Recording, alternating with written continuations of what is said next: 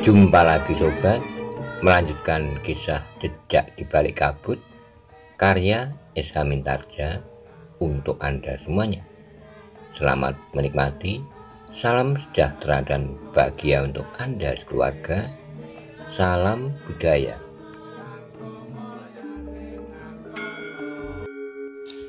Pada episode sebelumnya dikisahkan, Paksi Pamekasan merasa kasihan pada seorang wanita pedagang ninjongan yang karena adanya geger di pasar itu, dagangannya menjadi tidak laku, dan ia merasa kecewa karena besok dia tidak bisa kulaan untuk berdagang lagi.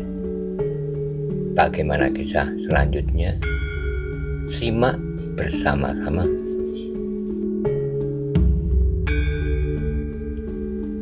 Ternyata Ki Martopriwo seolah-olah mengetahui keinginan Paksi itu. Demikian gelap turun, Ki Martopriwo telah berada di tempat itu.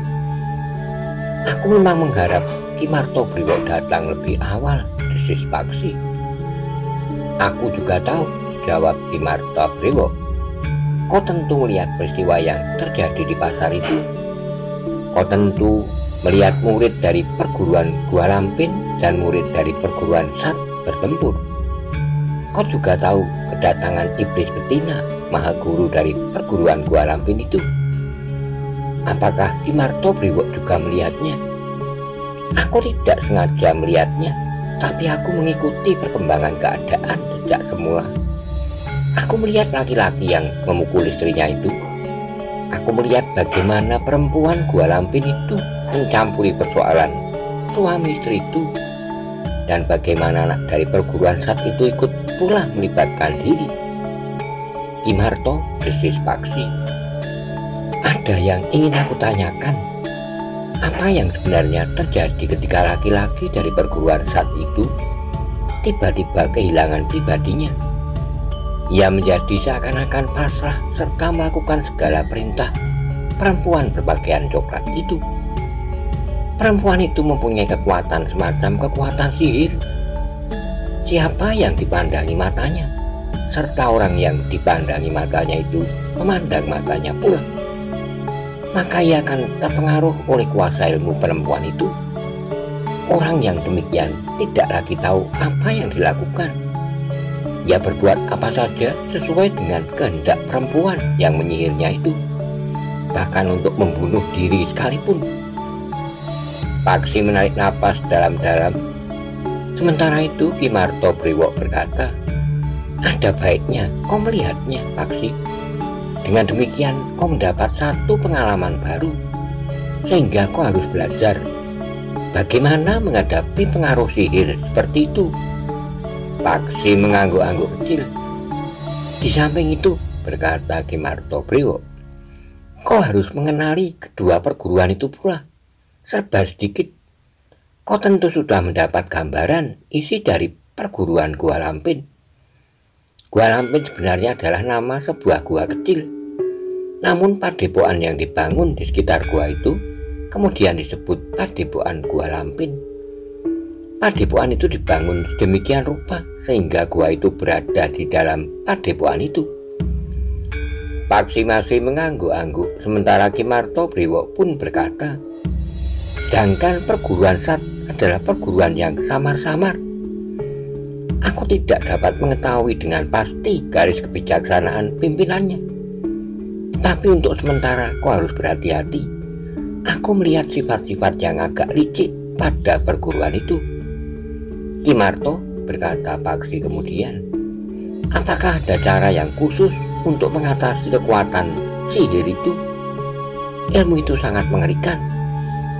Aku tidak pernah menjadi gelisah melihat berbagai macam ilmu, tapi aku benar-benar mengenang kekuatan ilmu sihir itu. Aku selalu dibayangi oleh angan-angan apa yang terjadi dengan diriku jika aku jatuh ke tangan Iblis Betina itu. Lebih baik dadaku tembus oleh ujung tombak daripada terpengaruh oleh ilmu itu. Ki Martopriwo tersenyum, katanya, baiklah, aku akan berusaha membantumu. kau harus melapisi kesadaranmu dengan ketahanan jiwa yang tinggi. Aku akan menjalani laku apapun untuk menemukan kekuatan yang dapat melawan ilmu sihir itu. Kau harus menyelesaikan laku yang sedang kau jalani sekarang lebih dahulu, Paksi. Sementara itu, kau dapat mempersiapkan dirimu untuk menjalani laku berikutnya. Kau tidak usah berpikir kapan kau harus berangkat untuk meneruskan pencarianmu atas cincin itu. Aku yakin bahwa dalam waktu 1-2 tahun, cincin itu masih belum ditemukan. Seandainya cincin itu sudah ditemukan, maka masih dapat dipertanyakan siapakah yang menemukan cincin itu. Paksi mengangguk-angguk, namun rasa-rasanya ia menjadi semakin mantap.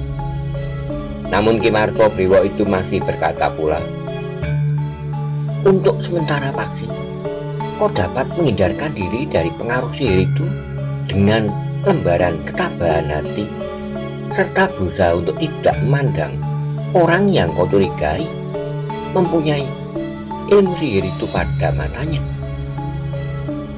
Namun menurut pengetahuanku, di perguruan Gua Lampin, hanya perempuan iblis yang menjadi pemimpinnya itu yang memiliki kemampuan ilmu sihir.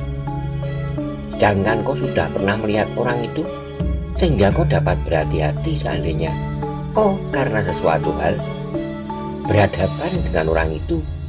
Bukankah sebagaimana kau lihat, perempuan yang lengannya terluka itu sama sekali tidak mempunyai kemampuan ilmu semacam itu? Paksi mengangguk-angguk.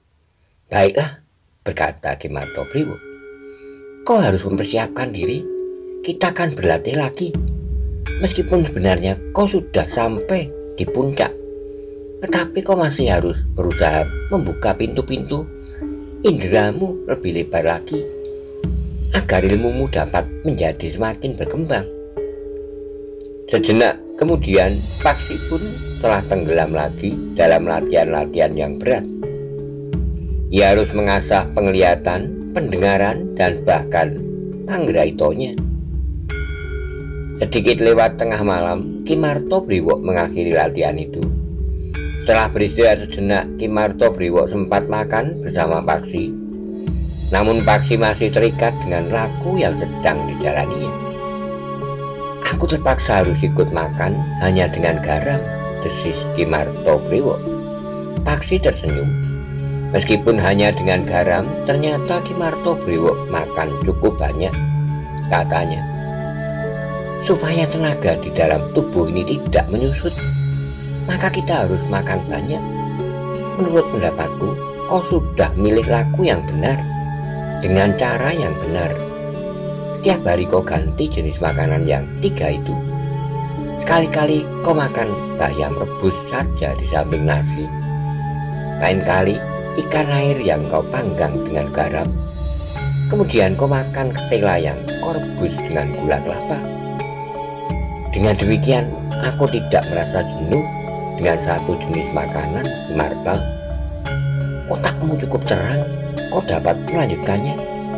Sampai pada suatu saat kau harus melakukan mati geni. Demikianlah seperti yang dikatakan oleh Ki Martopriwo. Paksi melanjutkan laku yang dijalaninya di samping laku itu.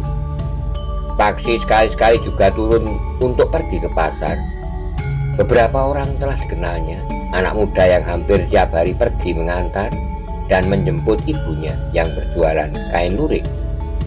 Telah dikenalnya dengan akrab pula.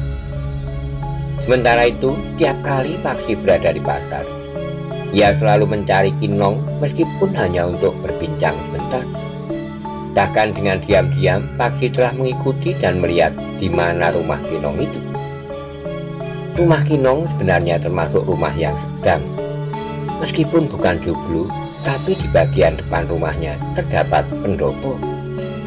Namun rumah itu menjadi tidak terpelihara. Sebuah kandang berdiri di sebelah rumah, tetapi kandang itu juga sudah kosong. Tidak ada seekor lembu pun yang berada dalam kandang itu. Yang masih nampak berkeliaran di halaman adalah beberapa ekor ayam.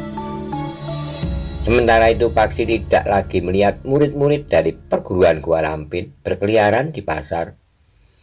kecuali jika mereka tidak mengenakan ciri-ciri perguruannya sehingga tidak dapat dikenali. Demikian pula para cantrik dari Padepokan Sat. Namun dengan demikian Paksi sendiri harus berhati-hati agar tidak menarik perhatian orang lain, terutama orang-orang dari perguruan Gua Lampin. Apalagi jika perempuan yang disebut sebagai ma gurunya itu.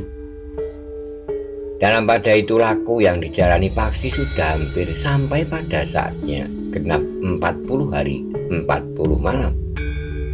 Karena itu maka Ki Martobriwo pun kemudian berkata, "Paksi, bersiaplah, kau akan segera sampai pada puncak laku yang harus kau jalani. Kau harus mengetahui apa yang harus kau lakukan saat kau menjalani pati geni." "Apa yang harus aku lakukan, Ki Marto?"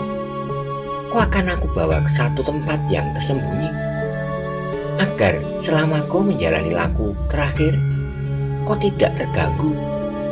Kau jangan membawa makanan apapun kecuali pisang, kunyit, dan kencur. Selama 3 hari 3 malam, sehingga selama kau menjalani laku itu, kau hanya boleh makan 3 buah pisang." Paksi menyadari bahwa laku yang harus dijalaninya tentu sangat berat. Tapi Paksi tidak akan ingkar, apapun yang harus dilakukan akan dilakukan menurut kemampuannya. Namun dalam pada itu Ki Martobriwo berkata, "Tetapi apapun yang kau lakukan, kau tidak boleh melupakan kewajibanmu terhadap sumber hidupmu." Paksi mengangguk-angguk. Sejak kecil ibunya telah memperkenalkannya dengan sumber hidupnya, sehingga Paksi tumbuh dalam ikatan yang semakin lama semakin erat. Sikap ayahnya yang mendorong Paksi semakin dekat dengan ibunya membuat Paksi semakin dekat pula dengan Yang Maha Agung, sesuai dengan tuntunan yang diberikan oleh ibunya. Ketika Paksi berada di gubuk kecil di kaki gunung itu, maka ia justru merasa hubungannya menjadi semakin erat dengan sumber hidupnya itu. Demikianlah maka Ki Martobriwo pun nampak menjadi semakin berhati-hati membimbing Paksi. Laku yang dijalaninya pun menjadi semakin berat.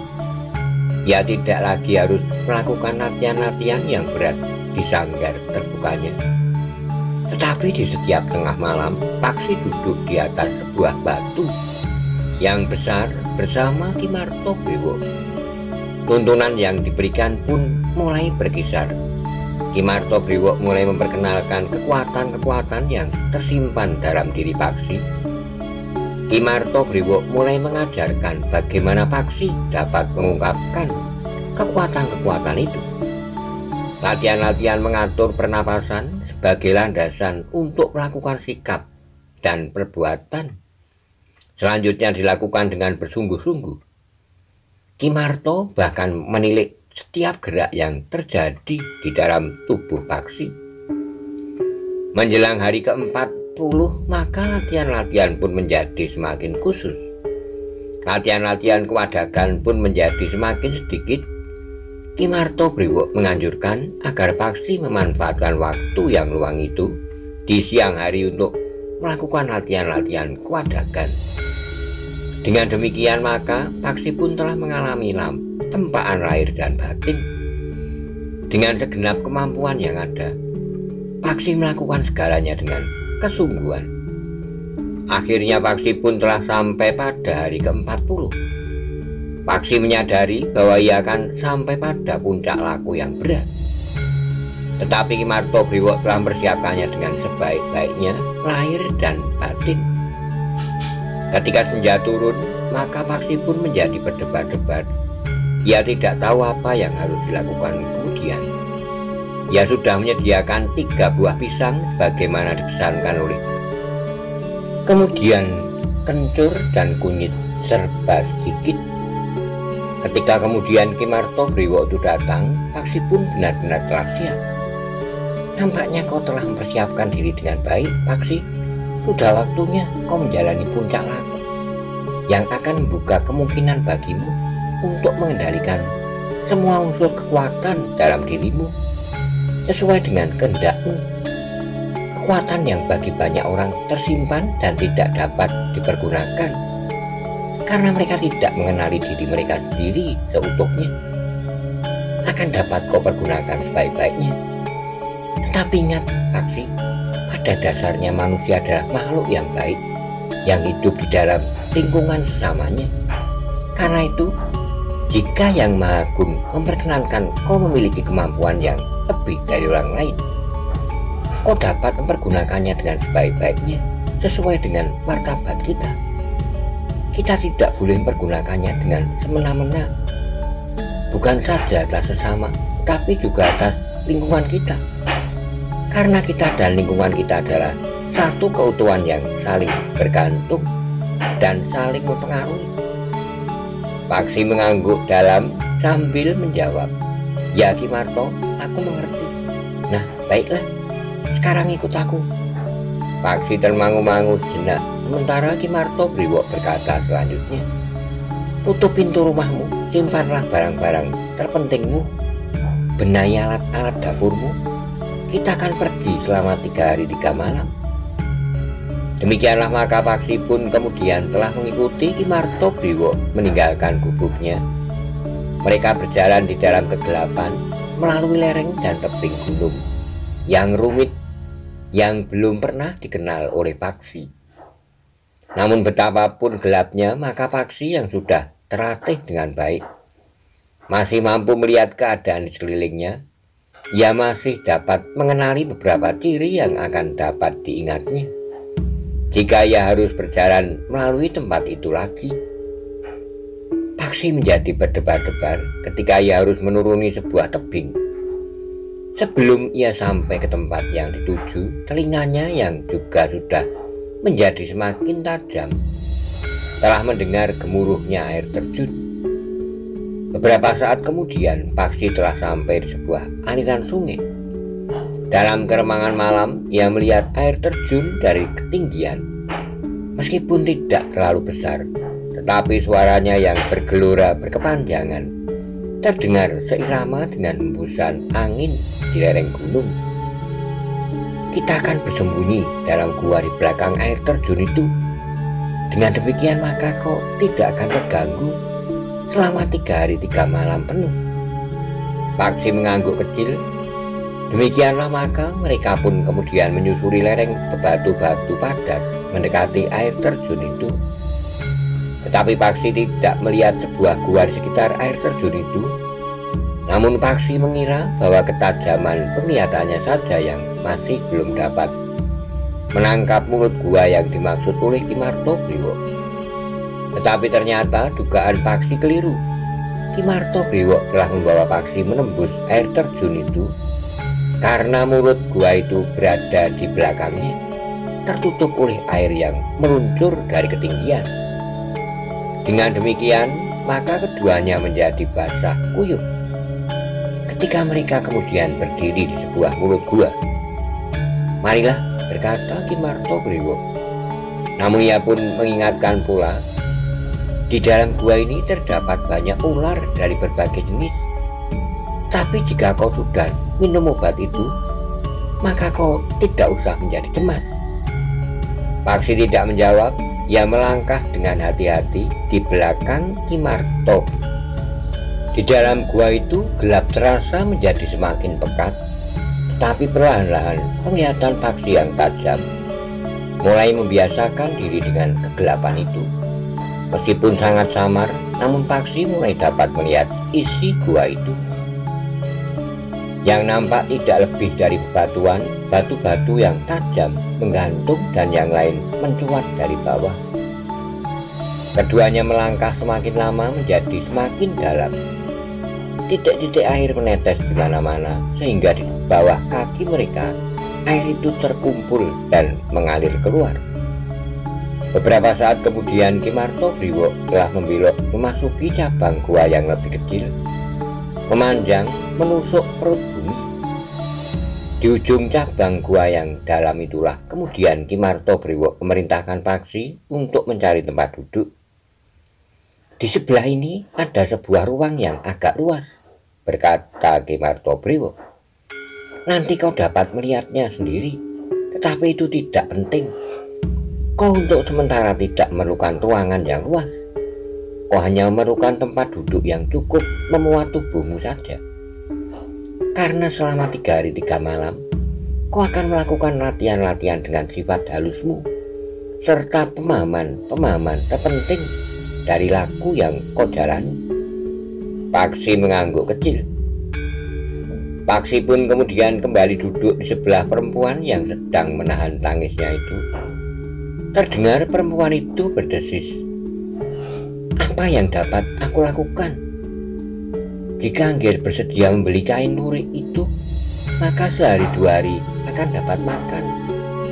Tapi sudah itu, apalagi yang harus kami jual? Jika saat kelaparan itu datang, maka kemenakanku akhirnya akan pasrah. Tapi apakah anak itu harus menjadi salah seorang dari istri-istri Baulanglang? Selain menjadi istri Baulanglang, maka kemenakannya itu akan menjadi budak istri utamanya yang garang dan sekasar Baulanglang sendiri. Ia akan melayaninya seperti seorang hamba, mencuci pakaiannya, menyediakan makan dan minumnya, memijitnya jika perempuan itu merasa letih." Bayangan-bayangan yang buruk itu telah menghantuinya, apalagi perempuan itu telah melihat sendiri apa yang harus dilakukan oleh salah seorang istri Baulanglang yang juga tinggal di rumah itu. Ia bukan saja harus bekerja keras, tetapi ia juga sering disakiti oleh istri utama Baulanglang itu.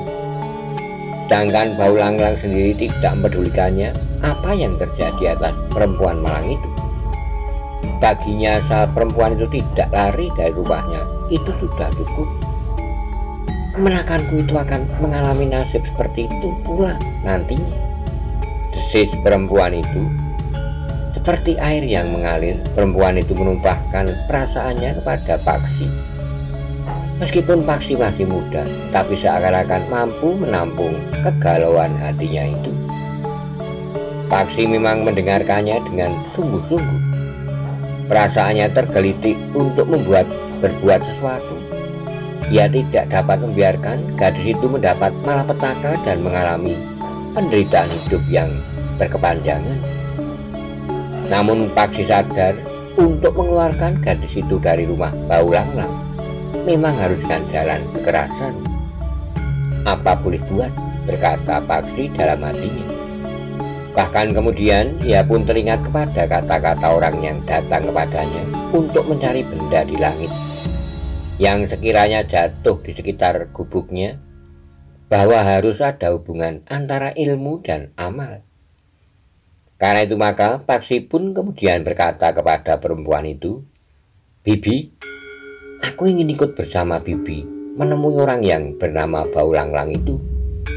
Perempuan itu terkejut dengan gagap. Ia pun bertanya, "Untuk apa kau temui Baulanglang? Kemenakan Bibi itu harus dibebaskan dari tangan laki-laki itu. Bagaimana kau akan membebaskannya?" bertanya perempuan itu.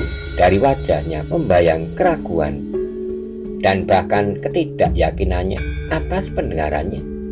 "Bibi," berkata Paksi kemudian, "aku akan berusaha.